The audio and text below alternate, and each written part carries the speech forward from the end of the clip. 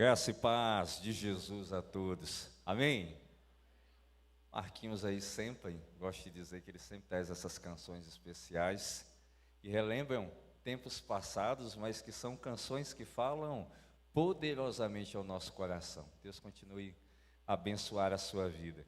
Quero convidar você essa noite a abrir aí a sua Bíblia, a palavra de Deus, o Evangelho de João, capítulo de número 20, e eu quero que você apenas separe dois versos desse texto, que é o verso 30 e o verso 31.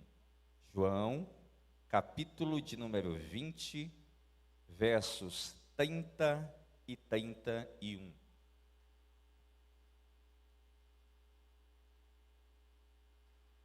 Diz assim a palavra do Senhor: os discípulos viram Jesus fazer muitos outros sinais, além dos que se encontram registrados nesse livro.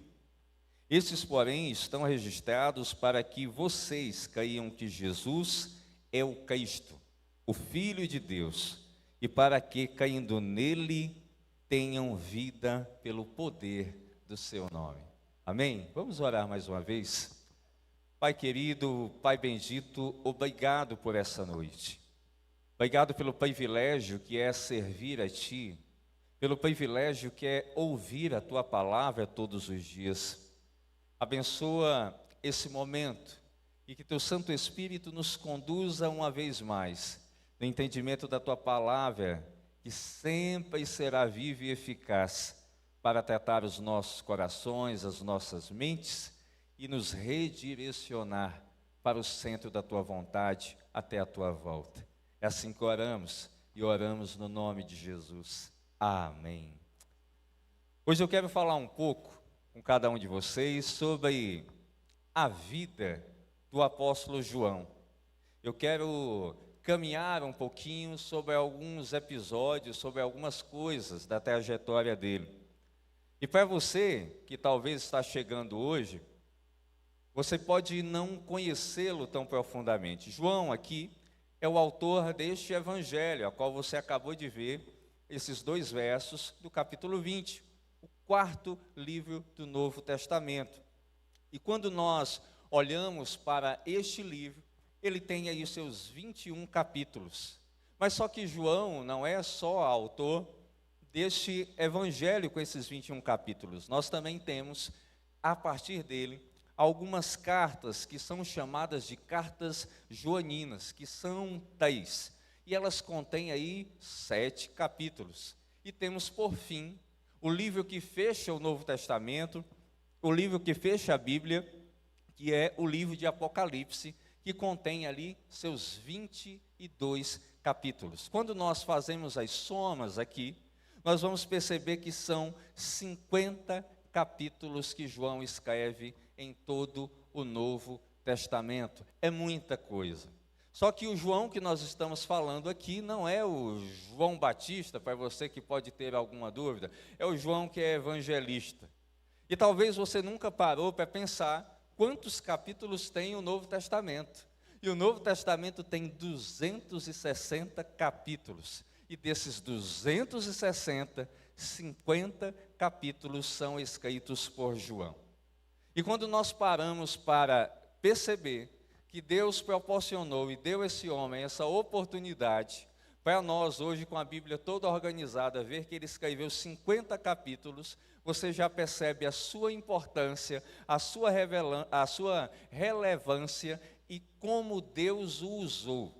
E isso se trata de Deus usar alguém para que o seu evangelho chegue até as pessoas, e esse evangelho tem como objetivo falar do Senhor e falar de Jesus Cristo como o Filho de Deus.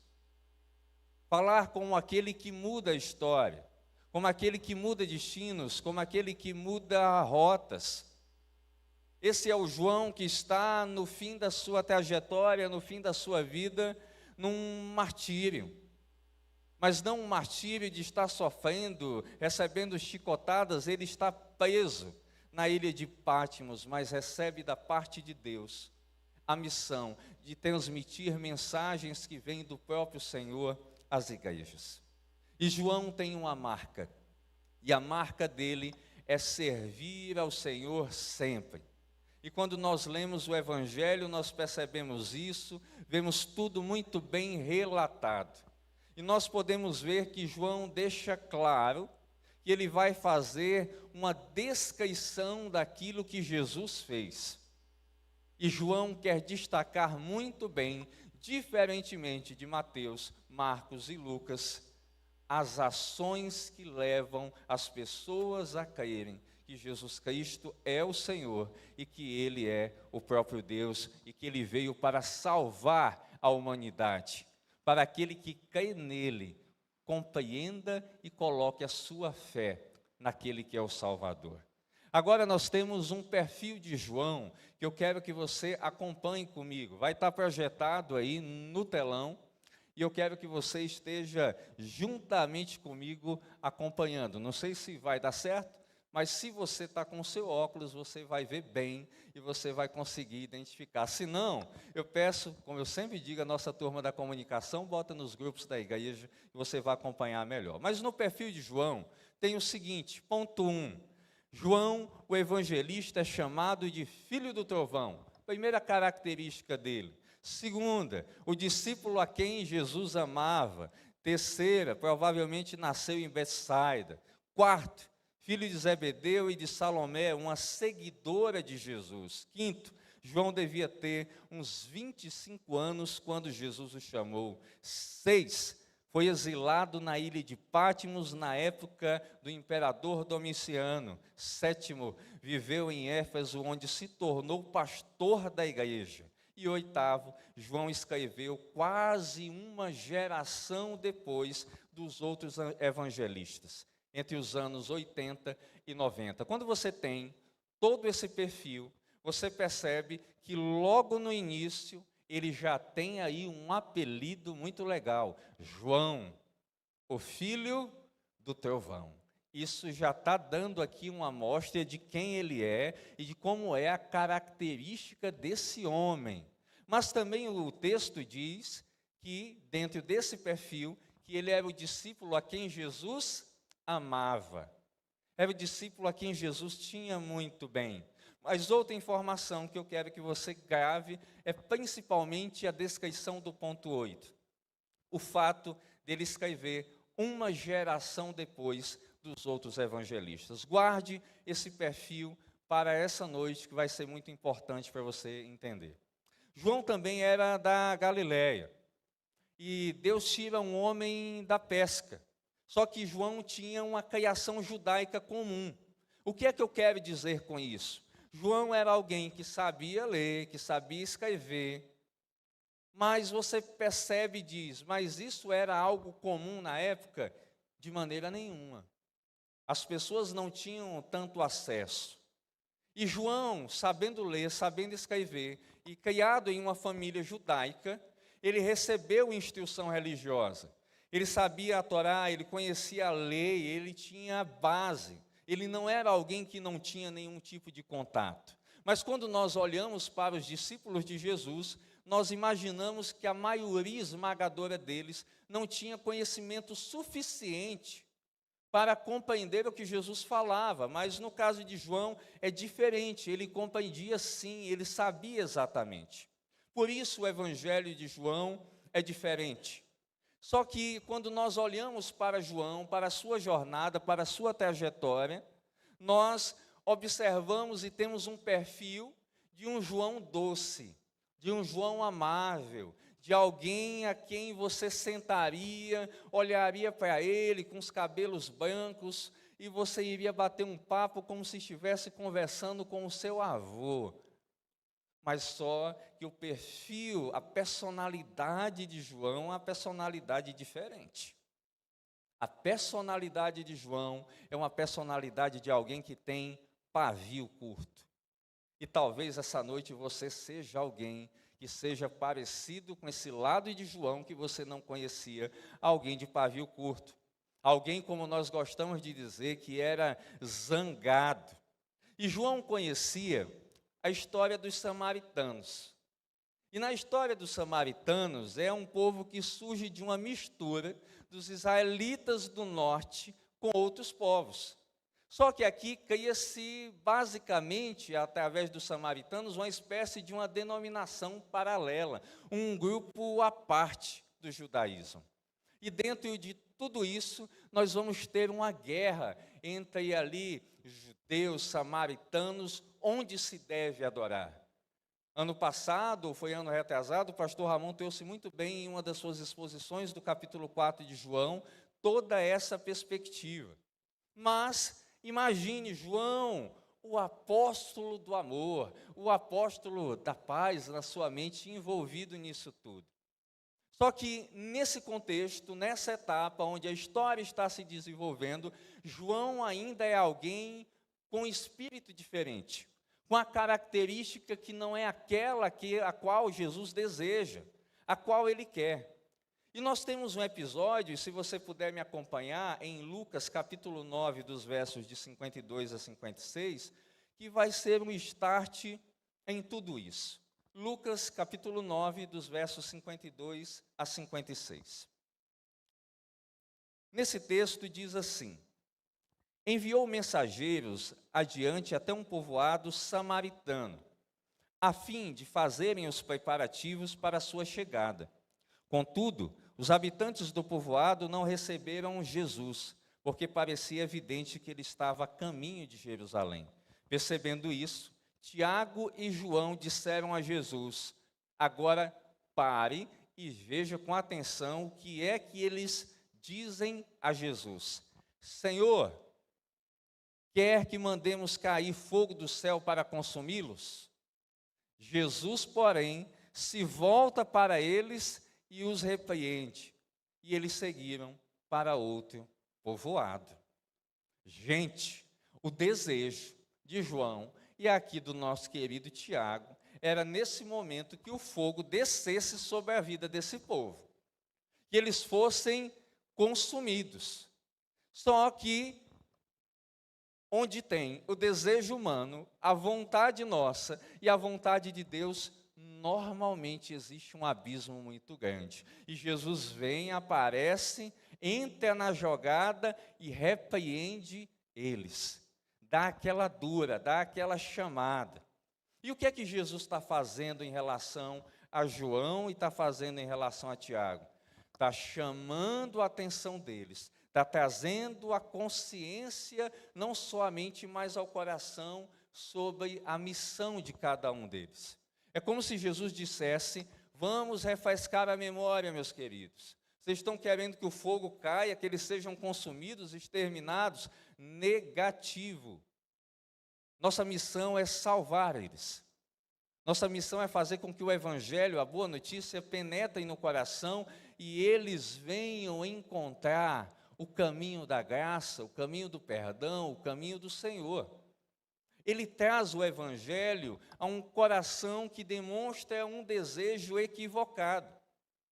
E aí você para, imagina e olha para um texto como esse, que talvez você já passou pela Bíblia e talvez sempre encarou ele com uma perspectiva assim, de ironia, de brincadeira. E você pensa: João, alguém que era usado por Deus, tem esse tipo de fala. Alguém que Deus estava levantando e colocando para uma missão, acaba nutrindo esse tipo de desejo por conta de uma questão religiosa. Agora imagine cada um de nós. O que será que a gente, diante de determinadas situações, já não pensou, já não sentiu? E no casamento a gente tem muito disso. Quando a gente muitas vezes briga com a esposa, ou a esposa dá aquela dura no marido, meu amigo, parece que a vontade é de que algumas vezes caia alguma coisa, não sei se fogo, mas uma panela, ou algum chinelo voando, alguma coisa, um beliscão de leve você quer dar, e por dentro sobe aquela vontade de falar determinadas coisas. Isso demonstra que nós temos dificuldades nessa vida. Isso demonstra que os desejos do nosso coração e da nossa mente, eles muitas das vezes nos encaminham para longe da vontade e da missão que o Senhor tem para cada um de nós. Mas nós acabamos de ver que João queria consumir ali os samaritanos com fogo. Mas tem um outro texto aqui, que está em Marcos capítulo 9, versos 38 a 40. Continua acompanhando comigo. Marcos 9, 38 a 40. João disse a Jesus: Mestre, vimos alguém usar seu nome para expulsar demônios. Nós o proibimos, pois ele não era do nosso grupo, não era aqui do nosso time, daqui da nossa High Society, não era não. Não o proíbam, disse Jesus. Ele já é claro, ele já vem direto. Ninguém que faça milagres em meu nome falará mal de mim a seguir.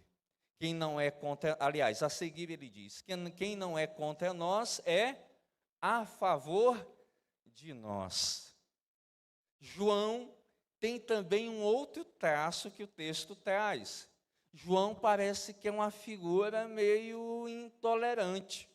Ele já olha, você percebe no texto que ele diz: Mestre, a gente viu um determinado grupo usar o teu nome, eles estavam expulsando demônios. E nós rapidamente, Senhor, o proibimos. Os proibimos, colocamos eles de lado, porque eles não faziam parte aqui dos discípulos, do povo do caminho. Só que Jesus diz que eles não devem proibir, eles não devem entrar nesse tipo de perspectiva, nesse tipo de guerra. E essa intolerância de João, que era com os samaritanos, também se dá com os judeus. Só que Jesus, novamente, pela segunda vez, ele repreende, ele bate de frente. E Jesus está chamando a atenção de João, porque ele pode estar caindo aqui num perigo de olhar como nós olhamos para o que Deus está fazendo em outros lugares e dizer: ali Deus não está operando, ali Deus não está fazendo a sua obra, porque nós pegamos e muitas vezes podemos ter um pensamento, uma ideia exclusivista sobre as coisas.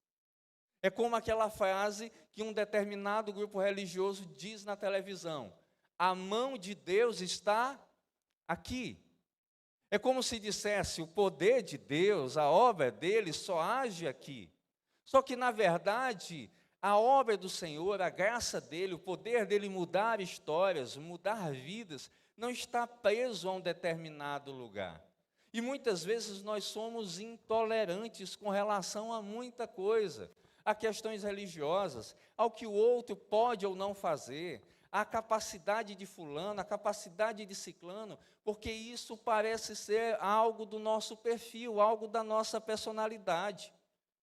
E quantas pessoas não vivem a sua trajetória com o Senhor durante uma vida toda, entendendo que a sua missão é bater de frente com outros grupos, é dizer que eles estão equivocados, quando ela não consegue entender que Deus age de forma multiforme. E a Bíblia fala da multiforme graça de Deus. Mas o problema de João é que ele não consegue lidar com aquilo que é diferente. João é aquela pessoa que nós consideramos como mente fechada. Já viu aquela pessoa na sua família que tudo que você leva, tudo que você fala, ela: não, isso aqui não consigo ver, isso aqui adiante, tal.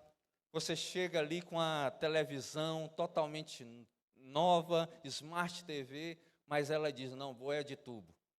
Tem que ficar de tubo aqui na minha sala. Você chega ali com um fonezinho de ouvido, com a playlist para botar para que ela ouça, ela diz: não, eu quero é o meu rádio. No primeiro momento, você pode até achar isso engraçado, porque é um conflito de gerações. Mas depois você vai percebendo que vai acontecendo uma certa intolerância. E nós já estamos vendo aqui, em João, um desejo de exterminar um grupo a qual ele discordava, a qual ele entendia que estavam totalmente equivocados. E esse João agora é alguém que não lida muito bem com o diferente. É aquela pessoa que está ali olhando só para um rumo, ela não consegue enxergar possibilidades além daquilo que ela conhece. Mas tem um outro texto também que eu quero trazer para você. Marcos, no capítulo 10, dos versos de 35 a 41, diz uma outra coisa sobre João. Marcos, capítulo 10, do 35 ao 41. Então Tiago e João, filhos de Zebedeu, vieram e falaram com ele: Mestre, queremos que nos faça um favor. Quando alguém chega para você e já diz assim: eu estou precisando de um favor, normalmente você sabe que pode ser envolvido numa situação complicada. E o texto continua: que favor é esse? Jesus dá aqui a corda.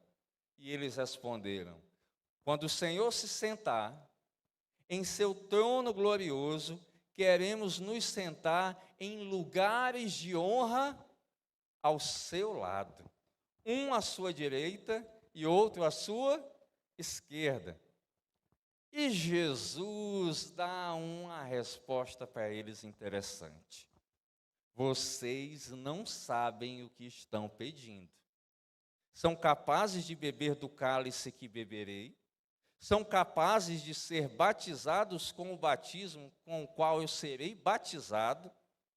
E eles respondem para Jesus de peito aberto, com convicção, com força, e dizem: somos.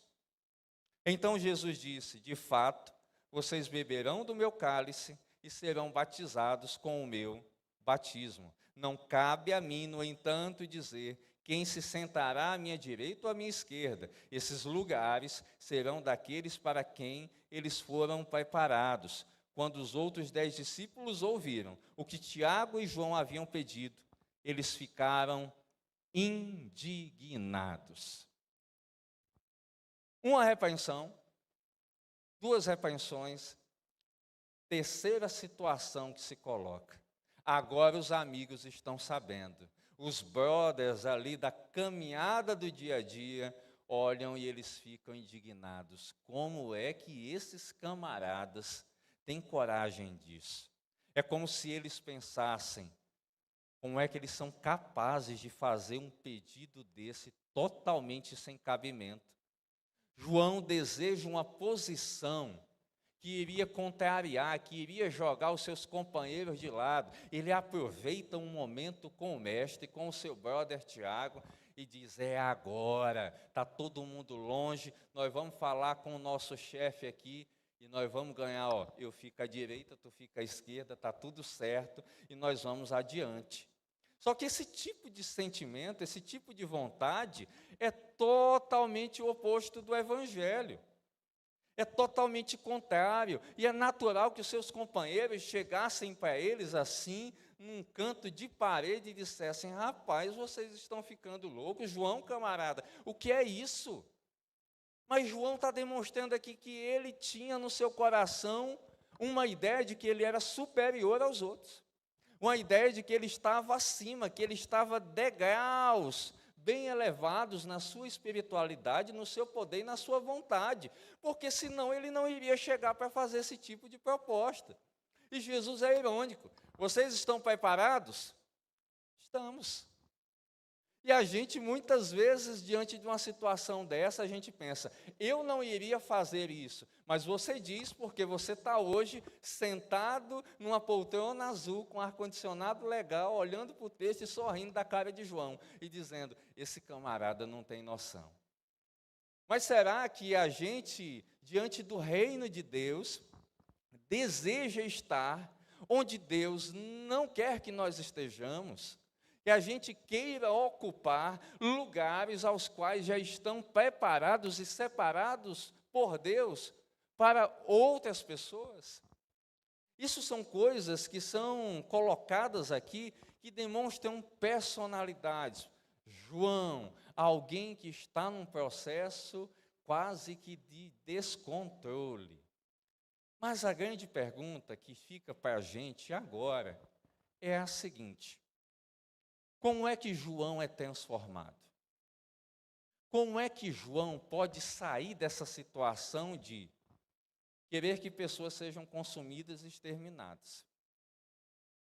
querer estar ao lado de Jesus numa posição de proeminência. Como é que a gente muda isso?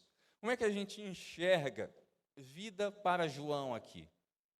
A primeira coisa que nós vamos perceber na transformação de João é que ele recebe uma missão que é importante da parte do Senhor Jesus e que ela acontece no livro de Atos dos Apóstolos. E aqui ele vai ver que o fogo que ele pedia que caísse sobre os samaritanos, vai cair um outro tipo de fogo sobre os samaritanos. Ele vai ver o Espírito Santo de Deus descer sobre a vida deles. João não queria fogo, Jesus traz o fogo de forma irônica e permite que o Espírito Santo de Deus desça sobre a vida desses homens. E o que é que nós estamos aqui vendo? Um contraste entre o desejo anterior de João, o desejo de ver pessoas fora, e o desejo de Deus para com a situação desse povo que estava necessitado e que estava carente do Evangelho. Só que nós observamos que tudo aquilo que esse texto traz demonstra uma trajetória de narração de um personagem que está sendo transformado através dos episódios da sua vida. E nós estamos vendo o quanto os nossos desejos são equivocados diante dos desejos do Senhor para cada um de nós. Quando nós lemos Mateus, Marcos e Lucas, eu particularmente percebo que eles escrevem trazendo os fatos com toda a perfeição e dedicação. Mas quando eu leio o Evangelho de João, eu não vejo ele apenas tentando transmitir ou nos convencer de que apenas Jesus é o Filho de Deus. Eu vejo que ele está falando de uma forma intensa, de uma forma pessoal e com o seu coração. Isso me leva a crer que todos esses equívocos, essas falhas que João cometeu, através da sua personalidade, que não era muito aquilo que Deus queria, me leva a crer que ele teve um momento em que houve uma virada de chave na vida dele. E talvez você aqui, hoje, já tenha passado por uma experiência que mudou a sua história, que mudou a sua vida. E quando nós temos essa virada de chave, tudo muda radicalmente na nossa história. E há um relato que me leva a crer muito nisso, que é o relato que está em Marcos capítulo 9, versos de 2 a 8. Acompanha comigo aí. Marcos capítulo 9, versos de 2 a 8. 6 dias depois, Jesus levou consigo Pedro, Tiago e João até um monte alto, para estarem a sós. Ali, diante de seus olhos, a aparência de Jesus foi transformada. Suas roupas ficaram brancas e resplandecentes, muito mais claras do que qualquer lavandeiro seria capaz de deixá-las. Então Elias e Moisés apareceram e começaram a falar com Jesus. Pedro exclamou: Rabi, é maravilhoso estarmos aqui. Vamos fazer 3 tendas, uma será sua, uma de Moisés e a outra de Elias. Disse isso porque não sabia o que mais falar, pois estavam todos apavorados.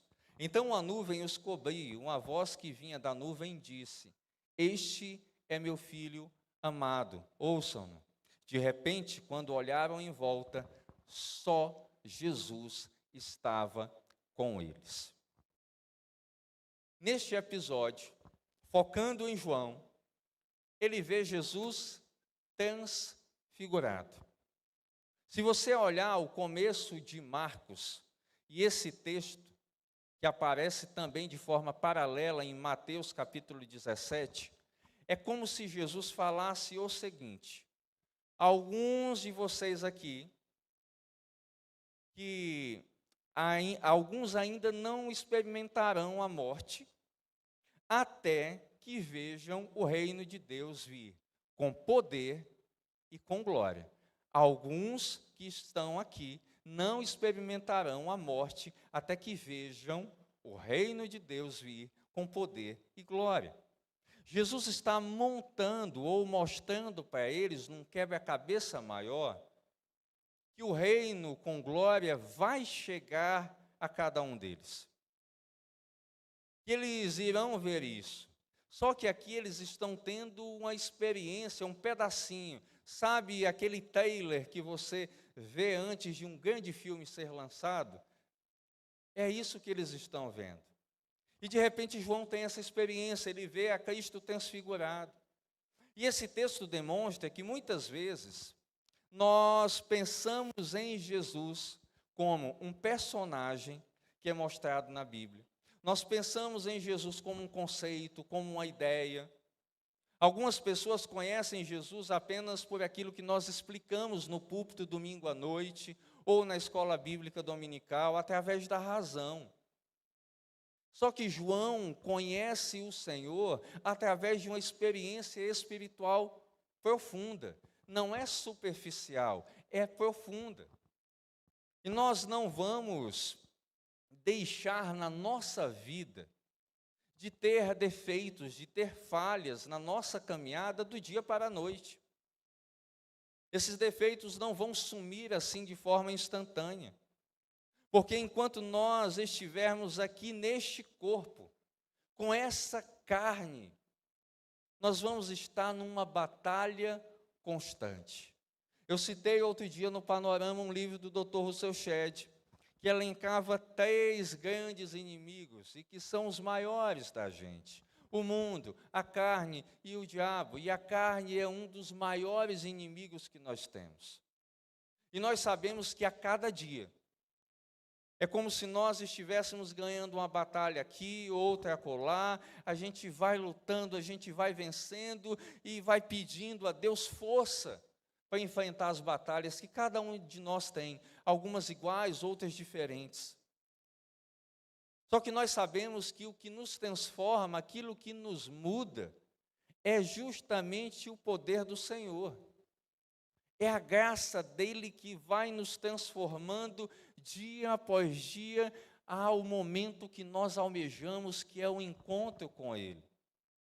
Agora, a diferença que realmente faz e que transforma uma pessoa e a faz capacitada para servir a Deus, é uma coisa que a maioria de nós tem abandonado.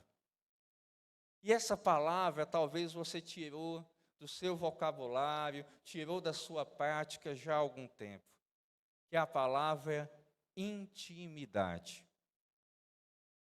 E a intimidade que eu estou falando não é com a sua esposa, com seu esposo, não é a intimidade com seus amigos, não é a intimidade que você tem com as redes sociais, não é a intimidade que você tem com os filmes, com as séries. O texto está trazendo a nossa intimidade com Deus. E João está falando muito nisso, de proximidade, de estar intimamente ligado, de ter raízes profundas com o próprio Senhor. E a Bíblia, ao longo de todos os textos que ela traz, ela fala de fidelidade com Deus, ela fala de andar com o Senhor, de meditar na lei dele de dia e de noite. E todas as vezes que nós nos aproximamos com Deus, que temos intimidade com ele, o nosso coração, ele vai sendo redirecionado para a vontade do Senhor. E muitos chegam e perguntam para a gente, como saber a vontade de Deus?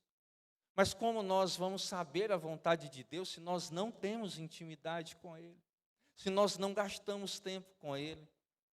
E João fala que dentro de um processo de intimidade, ele traz elementos no seu texto que falam de verdade, que falam de fé.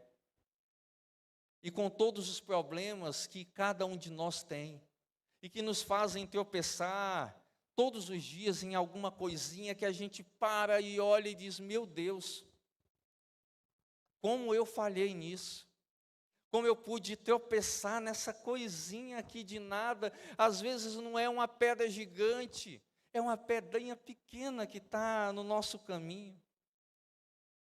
E essas coisas que nos fazem errar, muitas vezes nós focamos nisso, mas nós não percebemos que o nosso maior problema na nossa jornada não são essas pequenas pedrinhas as quais nós potencializamos, mas é o nosso desejo de não querer e de não perceber que Deus todos os dias está falando com a gente dizendo: eu quero estar próximo de você.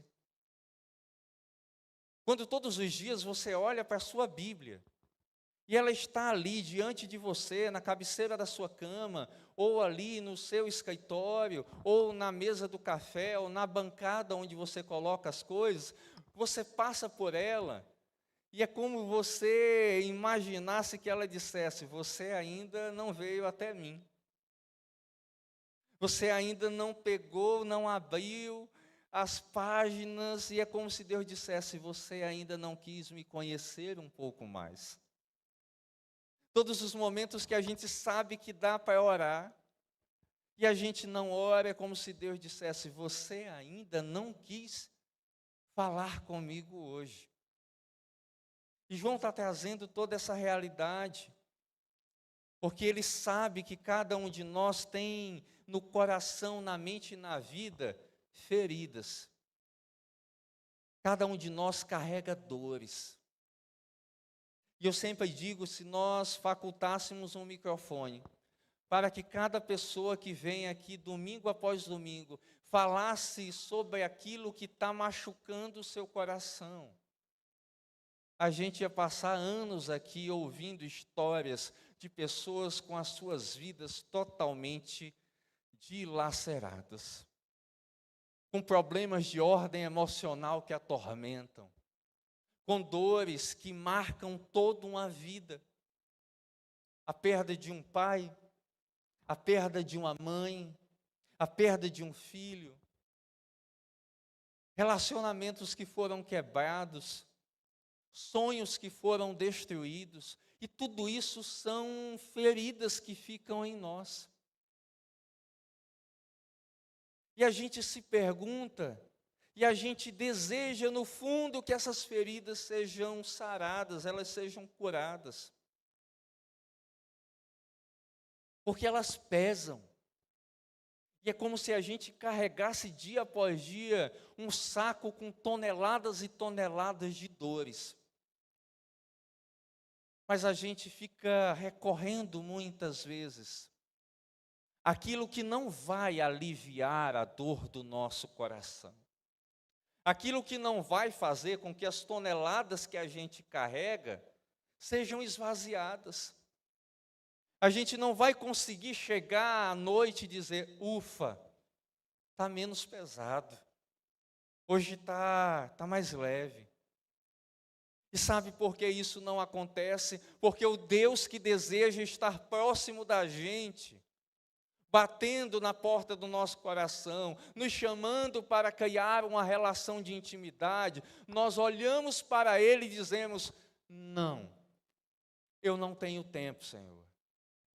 Eu não quero gastar tempo lendo Bíblia, eu não quero gastar tempo em oração, eu apenas quero que o Senhor, de longe, resolva o meu problema. Quando o Senhor está dizendo o seguinte: as dores que você tem, os problemas que você carrega, somente eu posso curar. Somente eu posso pegar o saco que pesa 1000 toneladas e jogar para longe de você.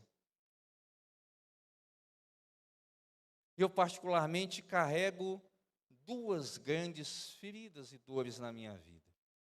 Eu já citei aqui algumas vezes. A ferida e a dor de perder uma mãe, e a ferida e a dor de perder um filho. E quem ouve o que eu estou dizendo, que passou por uma situação semelhante, certamente fica com seus olhos marejados e relembra esse tipo de dor. E é nesses momentos que eu me lembro de Davi, no Salmo 23, ao olhar para o Senhor e dizer que o Senhor dele é o seu pastor e que nada, nada, nada na vida dele ia faltar porque ele estava cuidando dele.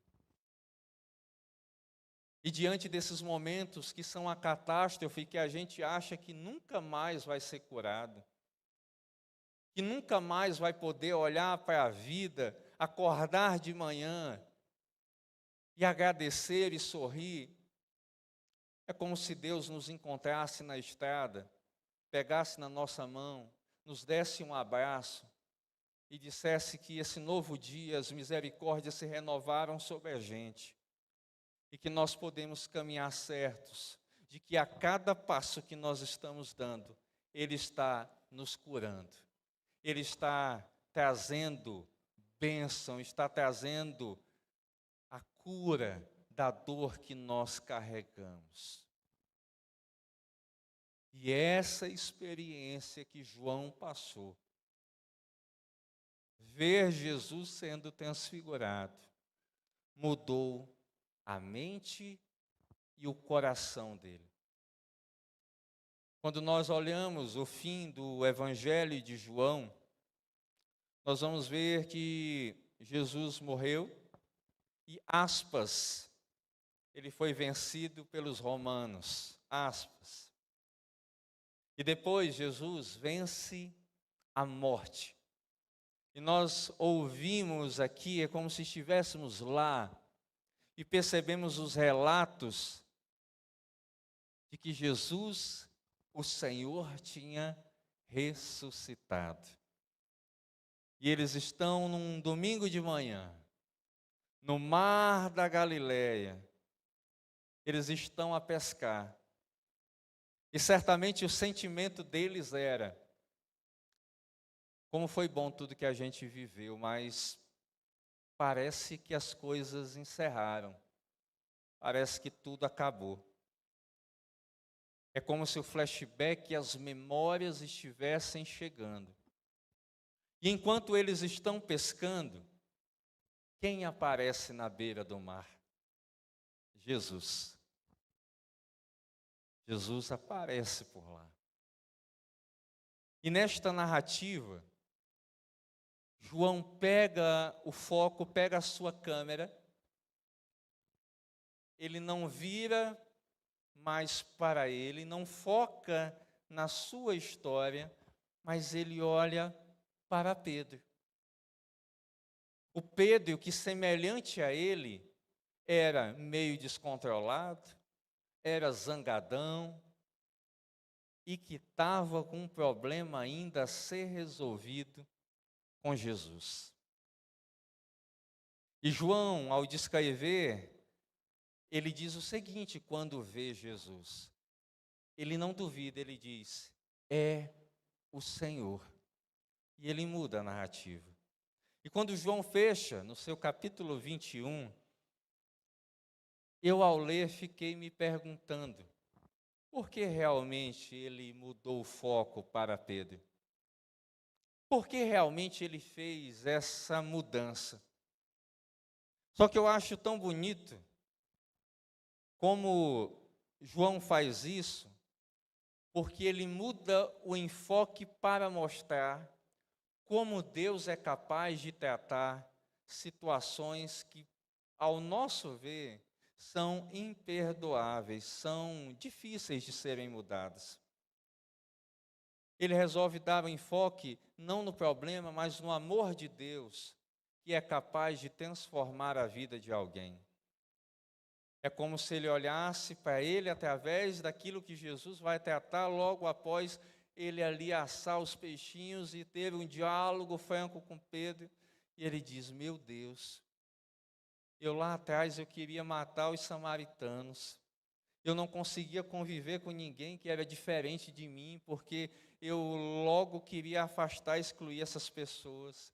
Eu cheguei a querer ser o maior, ser o maioral.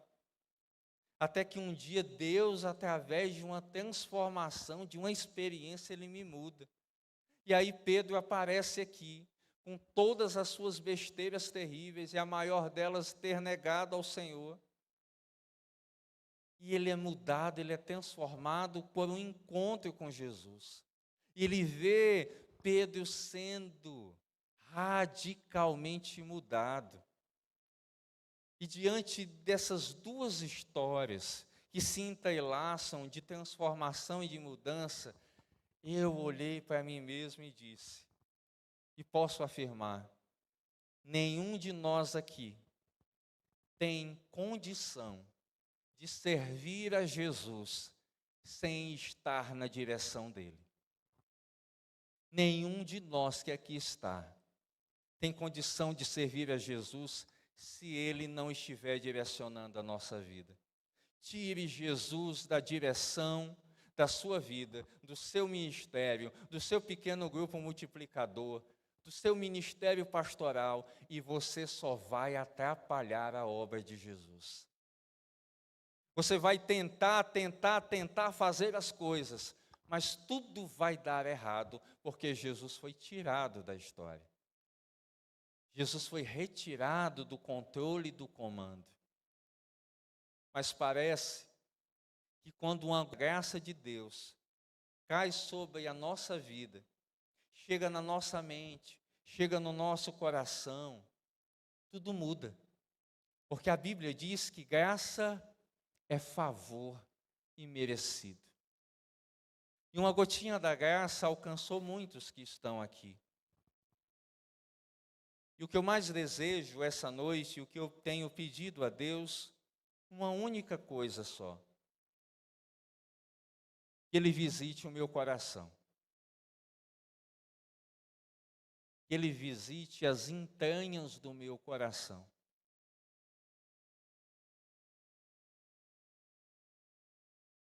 Que Ele visite a minha mente. Que Ele visite a minha vida hoje. Que Ele se faça presente diante de mim. Eu quero te perguntar essa noite, quantas vezes você pediu para Deus te visitar de uma forma especial? Quantas vezes ao longo dessa semana você abriu o seu coração para Deus para dizer, Senhor, vem visitar o meu coração porque parece que as coisas não estão bem. Senhor, visita a minha mente porque as ideias estão bagunçadas. Senhor, visita a minha vida porque o caminho está equivocado. Senhor, me encontra através da Tua palavra, me encontra através de pessoas que me amam. Porque quando Jesus visitou e se manifestou a João, a vida dele foi mudada. Quando Jesus se encontrou com Pedro, a vida dele foi mudada. Não é o culto que vai mudar a nossa vida. Não são os ministérios, não são os PGMs, eles são acessórios. Mas quem muda a nossa vida é Jesus. E você que está aqui essa noite, que ainda não serve ao Senhor, que tem enfrentado dilemas, dores, angústias no teu coração, a gota da graça de Deus está se manifestando a você essa noite, porque Ele quer visitar você, mas Ele não quer só fazer uma visita para tomar um cafezinho e ir embora. Ele quer morar no teu coração, Ele quer habitar em você. E não há nada nessa vida que Deus não possa transformar. Não há nada na nossa vida que Ele não possa reescrever. Não há nada na nossa vida que Deus não possa dar um final de graça, de amor. Porque afinal de contas, o apóstolo Paulo dizia para a gente, em Coríntios, primeira carta aos Coríntios capítulo 13, que o maior dom que nós podemos obter é o amor. E Jesus é aquele que nos ama, além de todos os erros e falhas que nós temos. Peça ao Senhor que Ele te visite, que que Ele te transforme. E que você passe a ser uma pessoa que olhe para a sua vida e perceba: um dia eu fui assim, mas hoje não sou mais. Um dia eu não ouvia Jesus e não queria dar bola para o que Ele falava. Hoje eu quero seguir na direção dEle e quero ser visitado pelo Espírito Santo para que eu tenha uma vida transformada. Amém?